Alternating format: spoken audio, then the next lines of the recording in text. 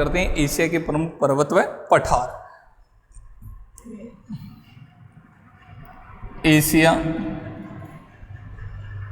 के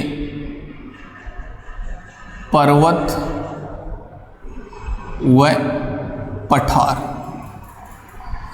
और इनमें पहले पढ़ते हैं हम एशिया के प्रमुख पर्वत। देखो एशिया महाद्वीप में सबसे पहले पढ़ते हैं एशिया महाद्वीप के प्रमुख पर्वत। पर्वतों में एक नंबर पढ़ते हैं टोरस पर्वत। टोरस के बारे में आपको बताया कि ये टोरस कहाँ पर आता है, तुर्की में। कहाँ पर स्थित है, तुर्की में। ये यहाँ पर है टोरस, तो टोरस कहाँ पर आता है, तुर्की में स्थित है। और टोरस के बाद में एक आता है पोंटिंग।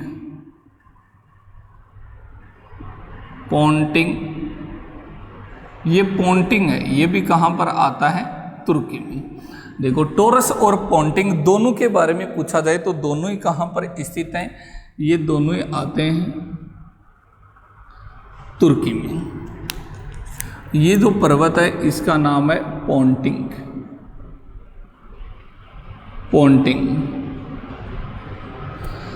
कि टोरस और पोंटिंग दोनों पर्वत कौन से देश में आते हैं, तुर्की में स्थित हैं। नेक्स्ट आता है सुलेमान पर्वत।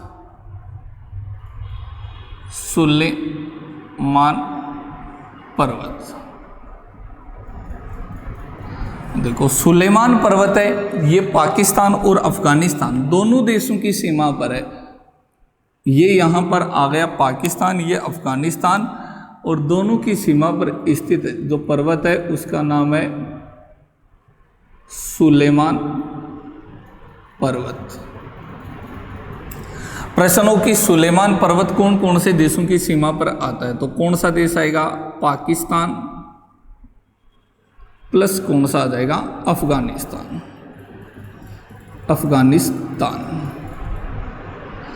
नेक्स्ट आता है साल्टेन रेंज।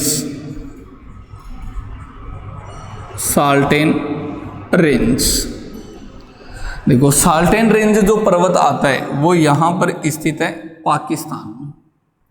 ये जो पाकिस्तान है, इस पाकिस्तान में यहाँ पर है साल्टेन रेंज है, ये कौन से देश में, पाकिस्तान में। नेक्स्ट देखो एक इंपॉर्टेंट है पर्वत का नाम आता है, नाम सुना होगा आपने, हिंदुकुश पर्वत। हिंदुकुश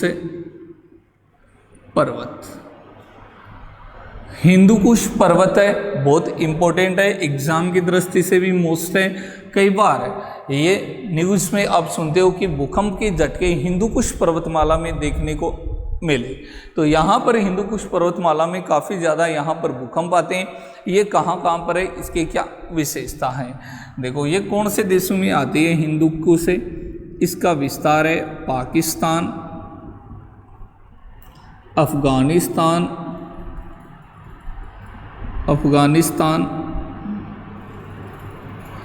अफगानिस्तान के बाद में आती है चीन, और चीन के बाद में तजाकिस्तान। इन देशों में विस्तार है, जिसकी विशेषता क्या है कि मध्य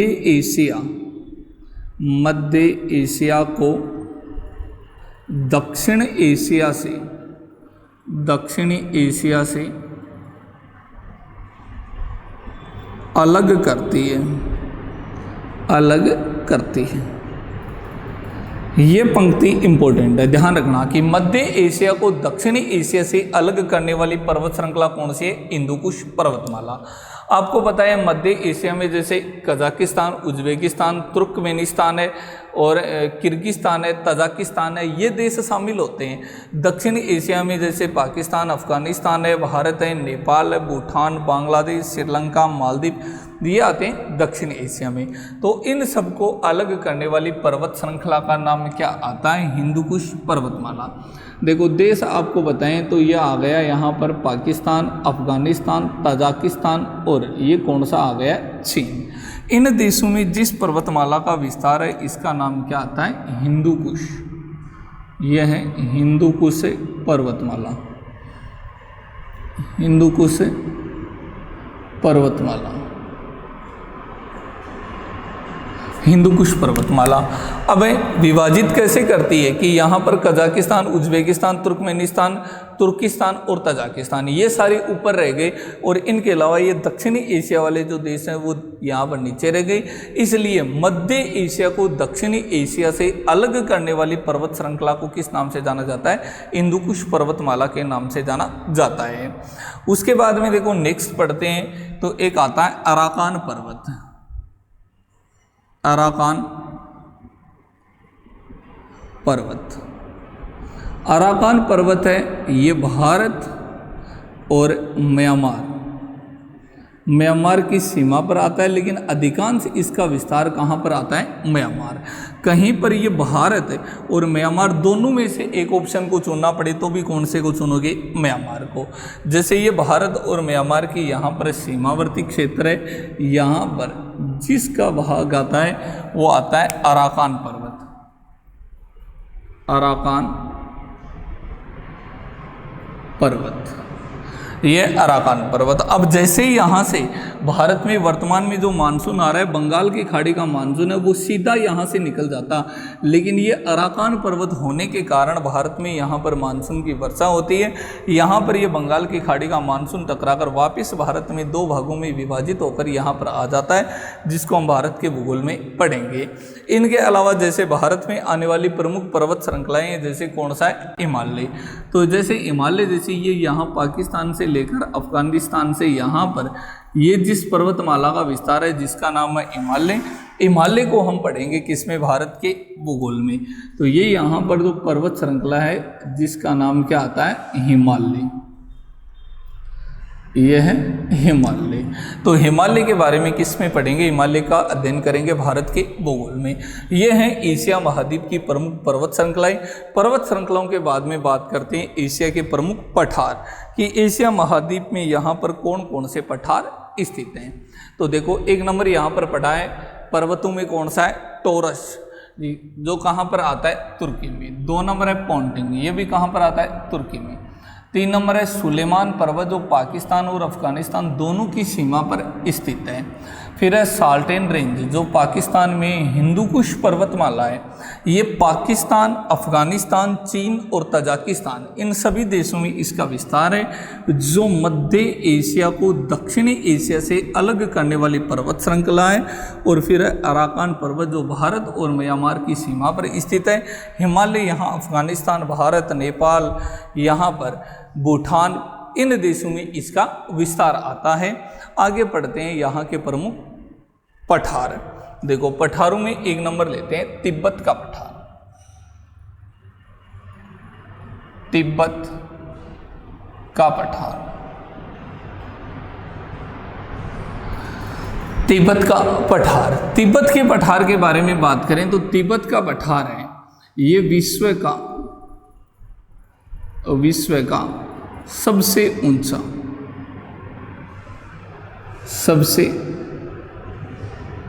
ऊंचा पठार है।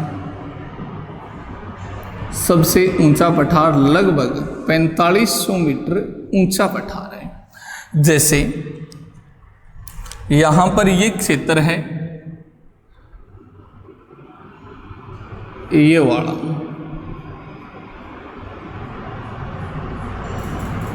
ये पठार आता है। कौन सा पठार है? यहां पर है तिब्बत का पठार।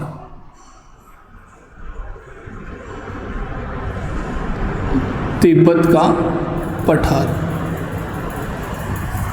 अब ये पठार कौन कौन सी पर्वत श्रृंखलाओं के मध्य स्थित है? तो एक तो आती है कुनलुन और एक कौन सा आता है? हिमालय। इन दोनों के मध्य देखो, अगर पर्वतों में और भी अगर जैसे पूछे कि टियांग कहाँ पर आता है या फिर कुनलुन कहाँ पर आता है, या अल्ताई या फिर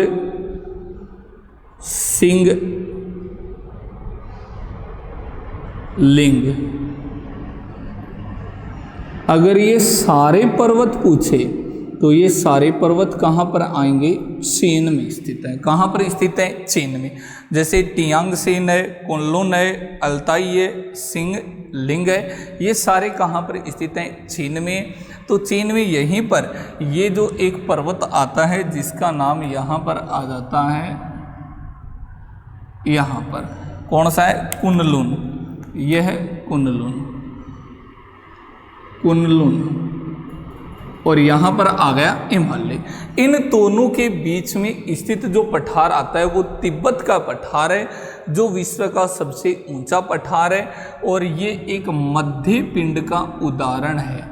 मध्य पिंड का, मध्य पिंड का उदाहरण कौन से को कहा जाता है? प्रश्न पूछ लिया जाता है निम्न में से कौन सा पठार है वो मध्य पिंड का एक उदाहरण है।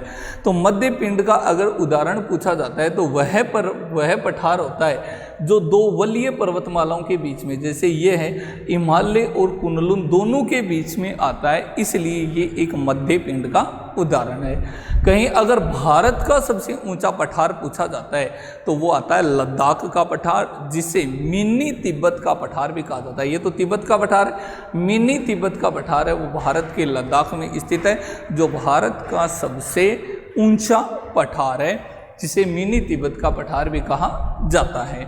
नेक्स्ट यहाँ का 2 नंबर पठार पढ़ते हैं, पामीर का पठार।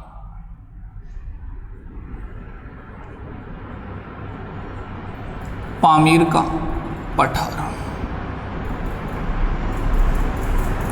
कौन सा है? पामीर का पठार। देखो पामीर का पठार कहाँ पर आता है? ये इसे कहा जाता है विश्व की छत। विश्व की छत के नाम से जाना जाता है। क्यों कहा जाता है इसे विश्व की छत? है आकृति के कारण, कि इसकी जो आकृति है उस आकृति के कारण इसे पामीर का पठार है, इसे विश्व की छत कहा जाता है। ये है एक पर्वतीय गांठ, और पर्वतीय गांठ है जिससे कई पर्वत हैं वो यहाँ से निकलते हैं। जैसे कौन सा है? टियांग है, कुनलुन है, कुनलुन है, इनके अलावा हिंदुकुश है, हिंदुकुश है। ये जो पर्वत हैं, ये पर्वत इसी पामीर के पठार से निकले हुए हैं, इसलिए इसे एक पर्वतीय गांठ भी कहा जाता है। ये विश्व की छत भी कहा जाता है, क्योंकि ये जो है इसकी आकृति है, इस आकृति के कारण इसे विश्व की छत कहा जाता है। जिसका विस्तार कहाँ पर आता है? पाकिस्तान में स्थित है, और अफगानिस्तान में, पाकिस्तान के अलावा कौन सा आता है? अफगानिस्तान। और अफगानिस्तान के बाद में यहाँ पर आता है तजाकिस्तान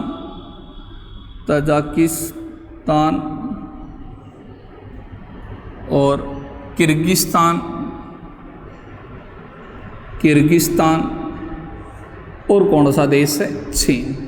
इन देशों में ये पठार है, इसका विस्तार है। जो पामीर का पठार है विश्व की छत कहते हैं। ये एक पर्वतीय गांठ है जो टियान, कुनलुन, हिंदुकुश पर्वतमालाएं हैं वो इसके चारों तरफ से निकलती हैं। पाकिस्तान, अफगानिस्तान, तजाकिस्तान, किर्गिस्तान और चीन में इसका विस्तार है। जैसे देखते हैं कि ये कहाँ पर आता है। ये यहाँ पर पाकिस्तान, अफगानिस्तान, किर्गिस्तान, तजाकिस्तान, चीन।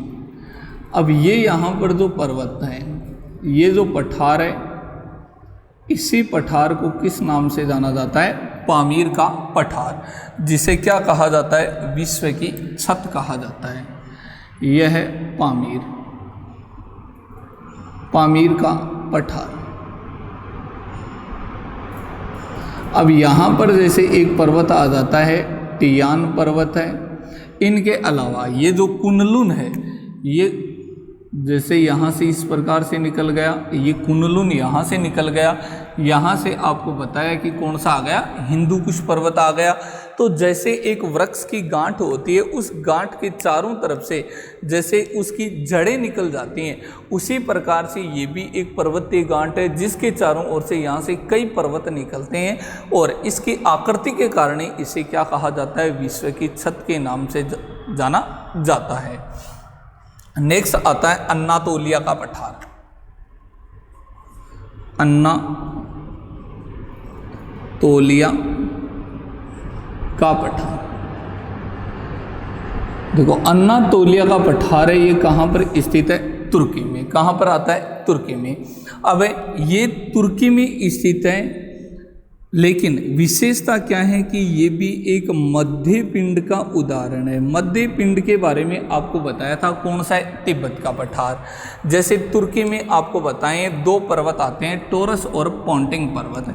इन दोनों के बीच में यहाँ पर ये जो पठार आता है, इसी पठार को किस नाम से जाना जाता है? इसे कहा जाता है अन्नातोलिया का पठार। यह है अन्नातोलिया, अन्नातोलिया का पठार, अन्नातोलिया का पठार। तो अन्नातोलिया का पठार है, ये टोरस और पोंटिंग जो पर्वत श्रृंखलाएं, इन दोनों पर्वत श्रृंखलाओं के मध्य यहाँ पर एक मध्य पिंड का उदाहरण है। फिर आता है यहाँ पर ईरान का पठार। ईरान का पठार, ईरान का पठार है वो ईरान में स्थित है, जो यहाँ पर एलब्रूस व जाग्रोस पर्वत श्रृंखलाएं, उन दोनों के मध्य स्थित पठार को किस नाम से जाना जाता है? ईरान का पठार। तो जो ईरान का पठार है वो भी ईरान में स्थित दो पर्वत श्रृंखलाओं के मध्य स्थित है, जो कौन सी आती हैं? एलब्रूस, और एलब्रूस के अलावा यहाँ पर कौन सी आती है? जाग्रोस। एलब्रस और जाग्रोस दोनों के मध्य स्थित पठार है। उसके बाद में आता है पोतवाड़ा का पठार। कौन सा है? पोतवाड़ा का पठार। देखो पोतवाड़ा का पठार कहाँ पर स्थित है? चीन में स्थित है। नेक्स्ट आता है, एक ध्यान रखना, कोरात का पठार। एक तो आता है पोतवाड़ा का पठार, पोतवाड़ा का पठार। उसके बाद में आता है यूनान का पठार। यूनान का पठार, यूनान का पठार कहाँ पर है? चीन में है। उसके बाद में एक पठार आता है कोरात का पठार। कोरात का पठार, और कोरात का पठार कहाँ पर आता है? थाईलैंड में। कहाँ पर स्थित है? थाईलैंड में। तो ये प्रमुख एशिया महाद्वीप है। एशिया महाद्वीप के प्रमुख पठार हैं जो यहाँ पर एशिया महाद्वीप में पाए जाते हैं। आगे इसके बाद में नेक्स्ट बात करते हैं एशिया महाद्वीप के प्रमुख मरुस्थल, कि यहाँ पर कौन कौन से मरुस्थल हैं। देखो तिब्बत का पठार, तिब्बत का पठार ये यहाँ पर स्थित है। ये विश्व का सबसे ऊंचा पठार है, जो लगभग 4500 मीटर है। कुनलुन व हिमालय पर्वत के मध्य स्थित है, जो एक मध्य पिंड का उदाहरण है। फिर आता है पामीर का पठार, जिसे विश्व की छत कहा जाता है। इसके आकृति के कारण ये एक पर्वतीय गांठ है, जिसे टियांग, कुनलुन व हिंदुकुश पर्वतमालाएं हैं, ये इससे चारों ओर निकलती हैं। इसका विस्तार पाकिस्तान, अफगानिस्तान, तजाकिस्तान, किर्गिस्तान और चीन, इन देशों में इसका विस्तार आता है।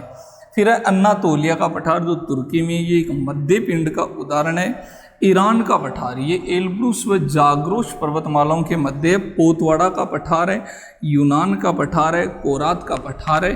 ये संपूर्ण एशिया के पठार हैं। अगर टियांग, कुनलुन, अल्ताई और सिंगलिंग, ये पर्वत श्रृंखलाएं, ये कहाँ पर आती हैं? चीन में स्थित हैं। आगे पढ़ते हैं कि एशिया महाद्वीप है। एशिया महाद्वीप के प्रमुख मरुस्थल कौन कौन से मरुस्थल यहाँ पर पाए जाते हैं? तो देखो सबसे पहले तो पढ़ते हैं ईरानी मरुस्थल की। ईरानी मरुस्थल कौन से हैं? कि एशिया महाद्वीप है, एशिया महाद्वीप में ईरानी मरुस्थल एक नंबर, ईरानी मरुस्थल। ईरानी मरुस्थल में यहाँ पर एक आता है दस्त ए कबीर, और दूसरा आता है दस्त ए लूत। ये जो दोनों मरुस्थल हैं वो कहाँ पर आते हैं? ईरान में स्थित हैं। जैसे ईरान में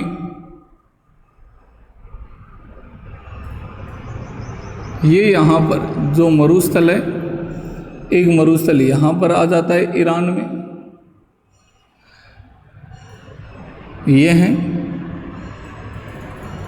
दस्त ए कबीर, और ये कौन सा आ जाता है, दस्त ए लूत। ये यहाँ के मरुस्थल ईरान में। अगर प्रश्न ये हो कि ईरानी मरुस्थल का निर्माण किससे हुआ है, तो ईरानी मरुस्थल का निर्माण दस्त ए कबीर व दस्त ए लूत दोनों मरुस्थलों से मिलकर हुआ है। नेक्स्ट आता है सऊदी अरब के मरुस्थल, सऊदी अरब के मरुस्थल। तो यहाँ पर है रुब अल खाली मरुस्थल, रुब अल खाली मरुस्थल। दूसरा है अल नफूत या नफात मरुस्थल, नफात मरुस्थल। इन दोनों मरुस्थलों से मिलकर कौन सा मरुस्थल का निर्माण हुआ है, सऊदी अरब के मरुस्थल का निर्माण हुआ है। जैसे यहाँ पर सऊदी अरब है, इसमें यहाँ पर ये जो मरुस्थल आता है, यहाँ पर फिर ये जो मरुस्थल आता है, तो इसको तो बोल दिया जाता है रुब अल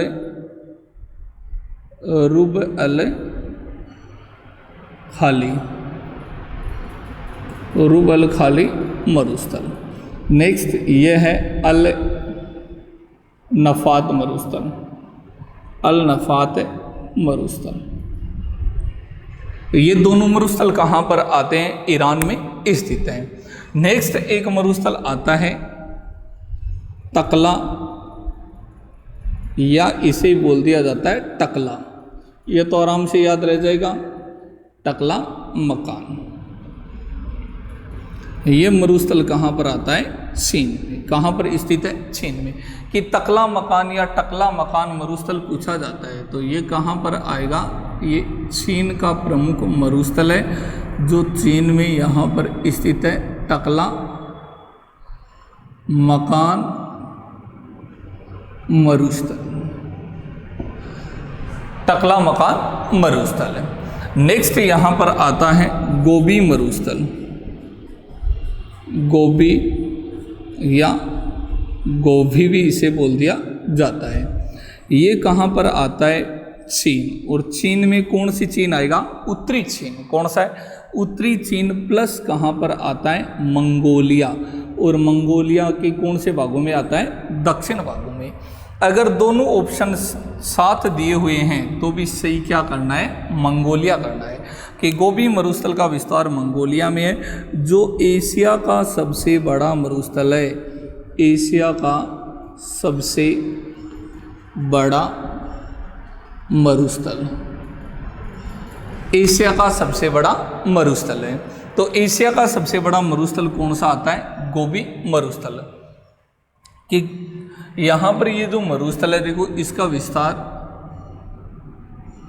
इस प्रकार से कि यहाँ पर चाइना में भी आता है और यहाँ मंगोलिया में, दोनों में फैला हुआ है।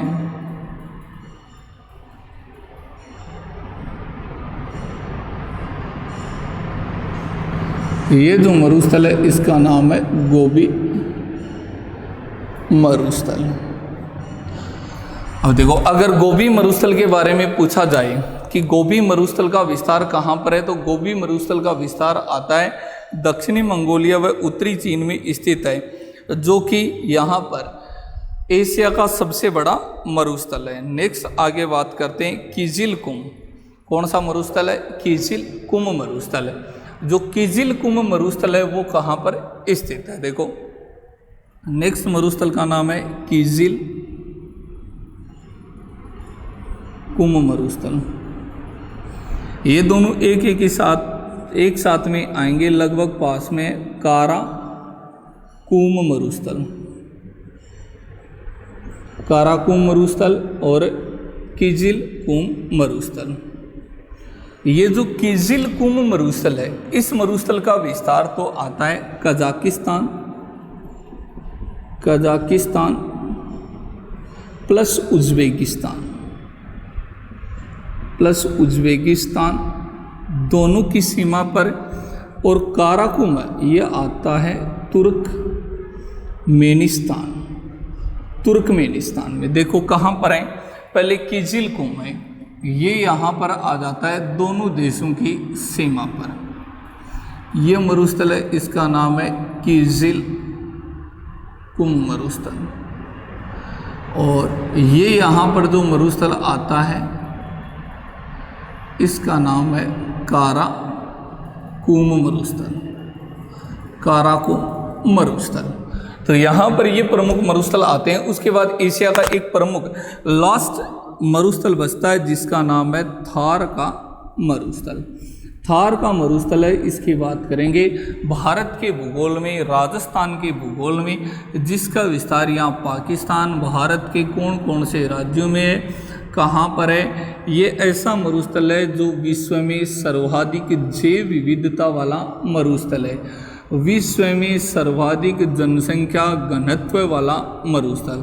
तो भी कौन सा आएगा, थार का मरुस्थल। कि विश्व में सर्वाधिक जनसंख्या घनत्व वाला मरुस्थल कौन सा आता है, थार का मरुस्थल। विश्व में सर्वाधिक जैव विविधता वाला मरुस्थल कौन सा आता है, थार का मरुस्थल। थार के मरुस्थल का विस्तार कौन से देशों में है, भारत और पाकिस्तान दोनों देशों में है। तो देखो ईरानी मरुस्थल में पढ़ते हैं, उनमें कौन सा आता है, दस्त-ए-कबीर मरुस्थल। फिर कौन सा आता है, दस्त-ए-लूत मरुस्थल। फिर है सऊदी अरब के मरुस्थल हैं, इसमें रूब अल खाली मरुस्थल है, अल नफूत मरुस्थल है। तकला या टकला मकान है वो चीन में आता है। गोबी मरुस्थल है वो उत्तरी चीन व दक्षिण मंगोलिया में एशिया का सबसे बड़ा मरुस्थल है। किजिल कुम है ये कजाकिस्तान और उज्बेकिस्तान दोनों की सीमा पर है। काराकुम मरुस्थल है वो तुर्कमेनिस्तान में। थार का मरुस्थल है ये भारत और पाकिस्तान दोनों देशों की सीमाओं पर स्थित है। तो मित्रों ये अपना हुआ कौन सा महाद्वीप, एशिया महाद्वीप कंप्लीट है। अगर एशिया महाद्वीप में फिर भी इनके अलावा और कुछ बताना है तो एशिया महाद्वीप के प्रमुख देश पढ़ लेंगे, उन देशों के साथ उनकी विशेषता आ जाएगी। जैसे एशिया में आ जाता है कि यहाँ पर नदियों का देश किसे कहा जाता है, झीलों का देश किसे कहा जाता है। तो ऐसी विशेषताएं एशिया के प्रमुख एक एक देश ले लेंगे और उस देश की विशेषताएं टोटल निकालेंगे कि कौन कौन सा देश है, उसकी क्या क्या विशेषताएं हैं।